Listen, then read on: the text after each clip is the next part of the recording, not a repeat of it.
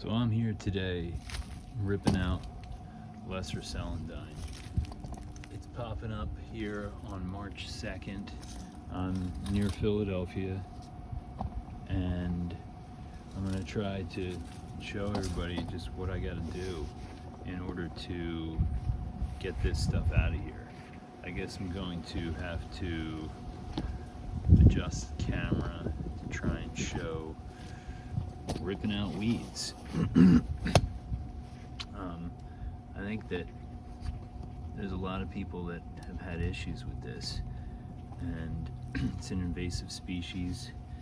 It doesn't really look that bad, honestly, but it just spreads like wildfire, and it's taken over this yard of this property that I bought, I guess it was almost 4 years ago now. And so what I'm doing here is just, rather than trying to pull out the individual plant, I'm just digging up the whole thing.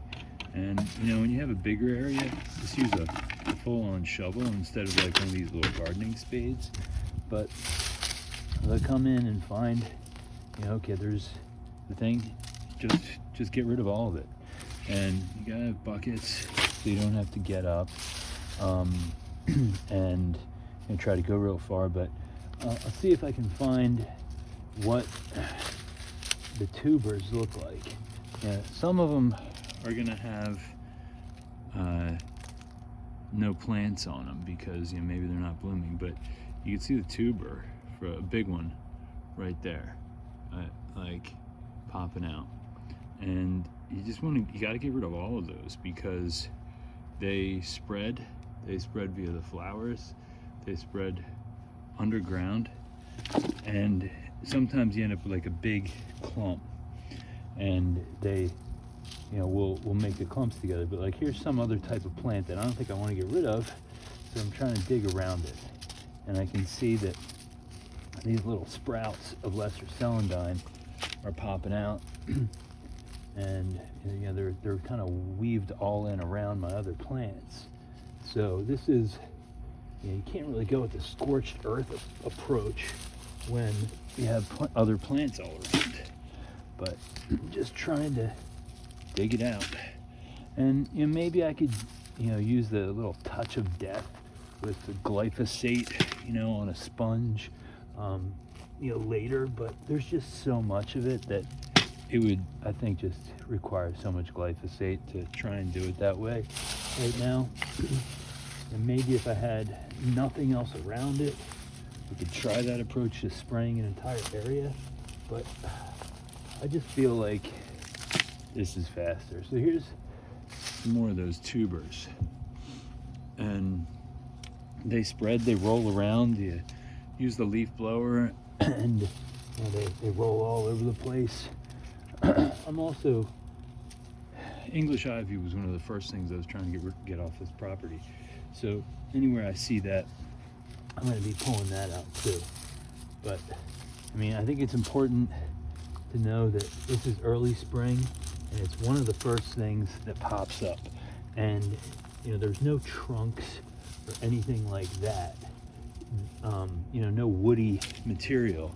So it's most of this spindly stuff that's just growing across the ground. And I've got, you know, a real big, heavy infestation. And you know, the tubers are different shapes. You know, like this one looks like it's much longer. Some of them are like little balls. And you know, like that might have been one. You know, this is definitely one. So it's going to be impossible to get them all this year, but you got to try. Otherwise, it's just going to take over the entire yard. And I don't know if this is the type of thing where you could pay somebody to do it. I'm sure you could pay somebody to do almost anything. But the problem is, it's just easier for a professional to just throw the mulch over it. It's gone. Problem gone. You know, so the problem's gone for maybe that year, but it comes right back the next year. So that's why I'm out here doing it myself. And I know that the landscapers that used to maintain this property, they are really big on mulch. I watched them, they still do my next door neighbor's property, and I watched them just on top of the English ivy that I know my neighbors want to get rid of too. They just threw like literally a foot deep of mulch. And they used to maintain this property before I bought it. So I think everything is really over mulched, causing drainage issues around the house. So I figure I've got probably plenty of dirt that I can rip out before I've got any kind of problem. Now I'm getting to the point where I need to move around to the other side of these bushes. But yeah, this could just go on and on and on. Yeah, it's really everywhere. It's right here, but I'm gonna try to keep on my path here and get up along this bush that I got lots of buckets ready to go. The leaves are okay to leave, but so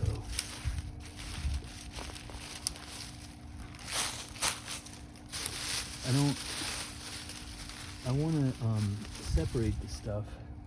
This looks like a rose bush that's not supposed to be in the middle of this plant. Anyway, maybe I could actually transplant this if I can get it out. Have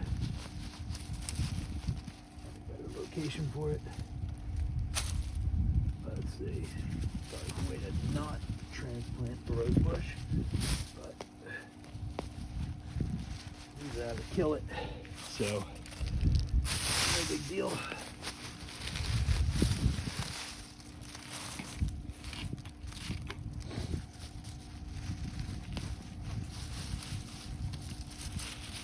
And I guess with all this, you can see why I haven't had time to work on my Mercedes. Oh, there's a huge one. There's a huge tuber.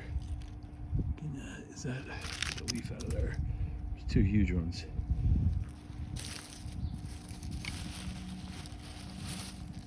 And I don't know if I'm doing this the wrong way. Maybe somebody out there will tell me, oh dude, you're doing it all the wrong way. So that would be helpful. I'd appreciate comments like that if anybody's got them. But hey man, gotta try, right? Gotta try. That bucket's full. Move on to the next bucket. And here it is, growing right up the side of this plant.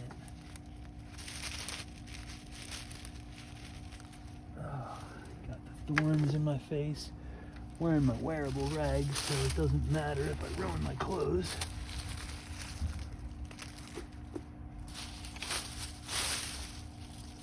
But out here in the weather, early March, enjoying the sunshine, getting rid of lots of dirt.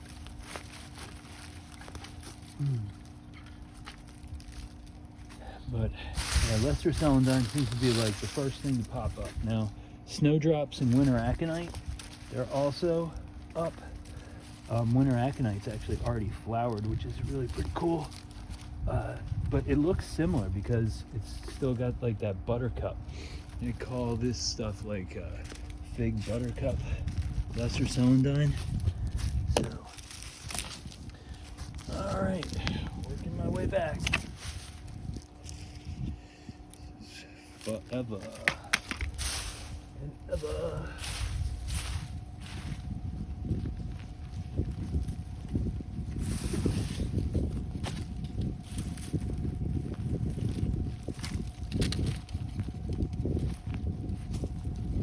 Like, I think this is quicker than hitting it with glyphosate. I think that would take longer. People say it causes cancer. I know people say that it's okay because as soon as it hits the dirt, it's totally deactivated, but man, I don't know. It costs money. This doesn't.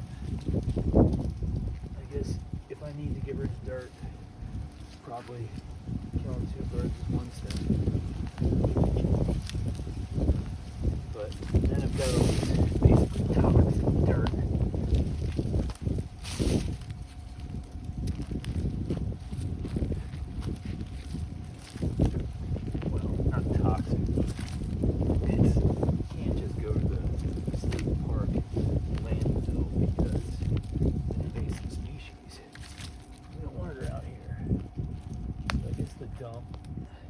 black trash bag into the dump.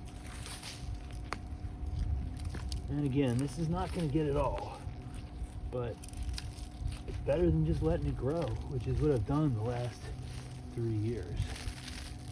I'll let it do what it's going to do. I don't know what this plant is, so I'll just stuff it back in there. But man, there's a lot of it. I don't know how many years this stuff has been growing, but you know, hopefully it's like 20 or more or something like that, because I hope it doesn't come back real fast.